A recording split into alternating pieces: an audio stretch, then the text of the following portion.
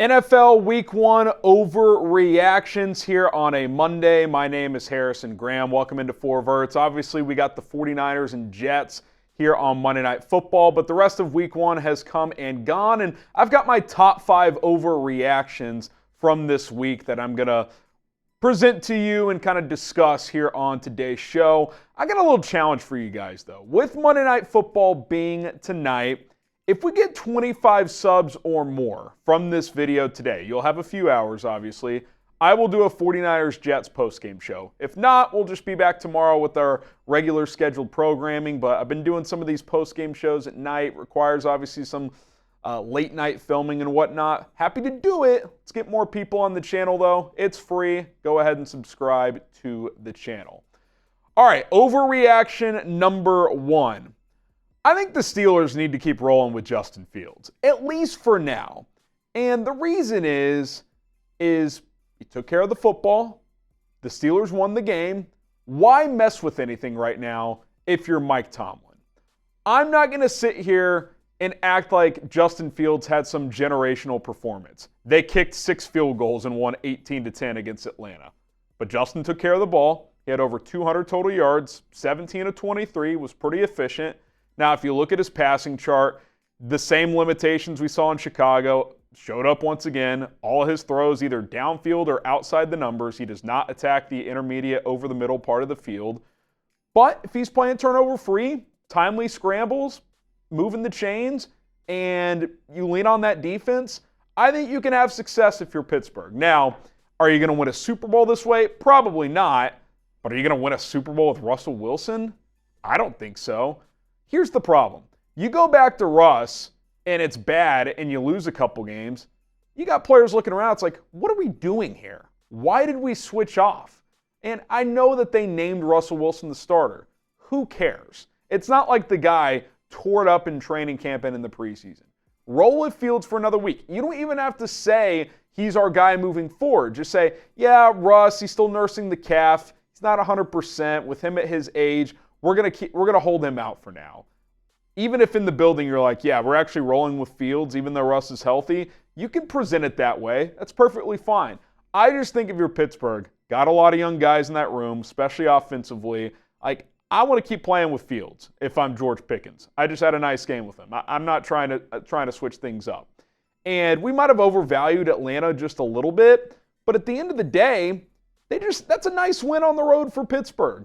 If Fields can play low turnovers to no turnovers and run around and make timely plays, that's a formula for success with how good their defense is. I mean, this is a top 5 defense in the NFL pretty clearly. Again, I don't think you're a Super Bowl contender, but I don't think you're that with Russell Wilson anyway, so why not play the young guy if he's winning games? I would roll with Justin Fields this week. We'll see if Pittsburgh agrees. Overreaction number 2. Joe Schoen and Brian Daboll get fired by John Mara before the end of the season.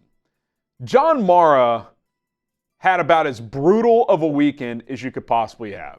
If you watch the offseason Hard Knocks, he literally muttered the words to Joe Schoen, "I'm not sure I could stomach watching Saquon Barkley play for the Eagles." And what happens? They don't re-sign him. He goes to the Eagles, and he has 3 touchdowns in his debut. So that was bad enough on Friday night. Then you get the Vikings at home with Sam Darnold, and no one thinks you're any good, but Minnesota in your building on paper should at least be a game you can compete in, and you get boat raced, 28-6. Daniel Jones is throwing pick sixes. He has more pick sixes than touchdown passes, 3-2 over his last 8 starts, and Brian Daboll's trotting this guy out there. Now, I think he's handcuffed a little bit. I mean, what are you going to do? Go to Drew Lock? I would, but it's not like that's a great option. And I think Shane's more to blame for this whole roster construction thing. He is the GM. But at the end of the day, Daboll had to sign off on extending Jones a couple of years ago, which is just an all-time bad move. I think Mara, if this continues the way I think it's going to, especially if Philadelphia is really good and Saquon's a big reason, he's going to pull the plug on this thing. He's an impatient owner. The last 4 coaches only got 2 years. This is year 3 of this regime. And this is a rare case where the GM, I think, is more to blame than the coach. Usually GMs will get 2 coaches. I don't see how that's the case here. But if you fire the GM, you're going to fire the coach too. So I think both these guys are out, and it would not shock me if they were out before the end of the season. It's getting ugly in New York. You know where it's getting ugly? Cleveland. Deshaun Watson is the worst starting quarterback in the NFL. Now, you want to argue Daniel Jones or Bryce Young? Be my guess. But when you consider the investment they made into this guy, I don't think it's even close. They traded, 2 or 3 firsts, couple other picks to get him, with all the sexual assault allegations. And throw that to the side, regardless of who knows, right? I wasn't there. I'm guessing you guys watching weren't there. We don't know what happened. A new case just popped up, though, so that's not good for him. But regardless of that, take the legal stuff out of it. He is a terrible player. I mean, he really is. Like, I'm watching him play Dallas, and I'm just like, this is not a starting quarterback. He was 0 for 10 on passes 15 yards or more down the field.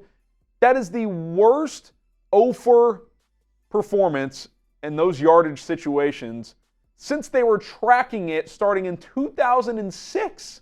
He can't complete a pass downfield. It's unbelievably bad. Since 2020, which was his last full season with the Texans when he was still really good, obviously missed 21, missed most of 22 with the suspension, played a few games that year, played a few games last year before the injury as well, and this start here. He's played in 13 games. Less than 60% completion when he was a mid-60 guy in Houston, if not high 60s. 2,300 yards, under 2,400 yards in 13 games. That's well less than 200 yards per game. 15 touchdowns to 11 picks, 78 QB rating. So not only has he not played a ton because of various reasons, but he's played enough. 13 games is almost full season worth over that time. He's not any good. It's an embarrassment that this guy signed the largest contract in NFL history at one point. He's a bad player. You look around. There was a play where his lineman got knocked to the ground and he's trying to pick him up. He reaches his hand out and the guy pushes his hand away, gets himself up. It's just like, do these guys even like him? Do they believe in him? It's one thing to take on a player with baggage if he's one of the best players in the league. If he's playing at top 5, even top 10 level, you're going to live with that. Clearly the Browns thought that would be the case. Otherwise, you don't make that move. Not only is he not that, he's not even starting worthy. I said this last night and I'll say it again. If he got cut tomorrow and the Browns just said, we're going to take on this historic amount of dead cap, which it's crazy. It's over 100 million dead cap. It would be a disaster. Let's just say they did it though. Would a single team sign him to a vet minimum deal? I say no, because he's not good enough to start and he's not worth the baggage to bring in as your backup. So, and you're stuck with this guy. If you're Cleveland, you're literally just praying at night that he figures it out again. What evidence do we have to say that that's ever going to be the case? He's just not any good anymore. Deshaun Watson is not good anymore. I don't know why people thought it was going to change this year. When we've seen him play in recent years, he hasn't played well. He played one good half against Baltimore last year. That's really the only good half of football he's played since 2020. Guys, it's 4 years later. Deshaun Watson, I don't know how this ends, but I would be shocked if he played at a high level again. Overreaction number 4. I think Bryce Young's on a new team next year. Fair or not, and let's be real, he has walked into one of the worst situations you could walk into. They make that awful trade with the Bears, got fleeced.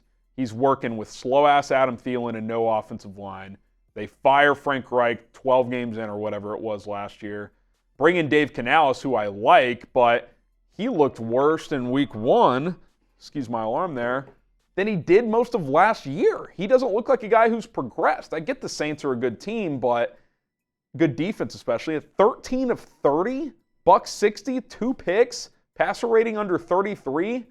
Did rush for a touchdown, but 47-10 loss. They were a 3.5-point dog, which was always ridiculous, by the way. That was free bread if you bet on the Saints, but you lose by 40 in the NFL. That's about as bad as it gets. This regime did not draft him unless there's a significant turnaround, and they're obviously going to give him this year. They're going to draft their own guy, and they're going to Trey Lance him and trade him for a 4th-round pick to some team who's yeah, we'll bring him in, and we'll try to develop him. At worst, he can be our backup. And look, he's obviously had a horrible situation in Carolina, but you watch him too and you're like, I get it. There's been small quarterbacks in the NFL. He looks really small, though. And if you're that small, you better be a premier athlete, and he's just not. Like Kyler, him and Kyler have similar height, but Kyler's thicker for one, and he is an elite athlete. He can really move. He can scramble. He can throw on the run. Bryce Young is an okay mover, but he's not he's like a Patrick Mahomes mover, but he's 5'9", a buck 90. Mahomes is 6'2", 6'3", 230. Ugh, it's hard to watch, man. When you think about what they traded to get up, took him, considering C.J. Stroud was available, have left him with no talent to work with, 2 head coaches, and then you just actually watch him play and you're like, would he be good in a good situation? I don't know. I think he's on a different team next year. I think Carolina resets. Overreaction number 5. Don't overreact to the Bengals loss. Yes, it's as bad as it gets. You lose to New England at home to start your season when most people think the Patriots could be in the mix for the number 1 pick, including myself. Although I watch Carolina, it's like, is there really a worse team than this? I doubt it. This is what the Bengals do, though, with Joe Burrow. They start the year slow. He's 6-8-1 in the month of September, right? And that's a guy who's been in the playoffs twice, Super Bowl once, AFC Championship once. Otherwise, he's 23-15, and in the playoffs, he's 5-2. So, yes, is this a bad loss? Is it inexcusable? Yes, it is. But T. Higgins didn't play. Jamar Chase didn't practice, basically, decided to play, but that's been a whole mess. Let's relax here. They go to Kansas City this week, so they'll probably lose that game. But 3 of their next 4 games, I think they got Carolina and the Giants in there. Like, they're going to be okay. Now, they're obviously going to have to play better, and just because they've done it in previous years, picked it up later in the year, doesn't guarantee they'll do it now. But that's kind of been what they've been. They start seasons slow. So until there's a reason to panic on Cincinnati and Burrow, I'm not going to do it. First game back from the wrist injury last year, let's give this a few weeks. This is a proven player at this point in his career when he's healthy. That's the thing you should be concerned about, if anything, is can he stay healthy? Not, is he going to figure it out? Is he He's not washed. Let's give this some time. The Bengals typically get going mid-October and make a push toward the postseason the last couple of months of the year. All right, there you have it. Some NFL overreactions from Week 1. If you have a overreaction that you feel passionate about, drop it in the comments. Also, let me know who you got in this game, 49ers or Jets tonight. And if you want a post-game show, hit that subscribe button. Got to get 25 new subs from this video. My name is Harrison Graham. We'll see you guys later.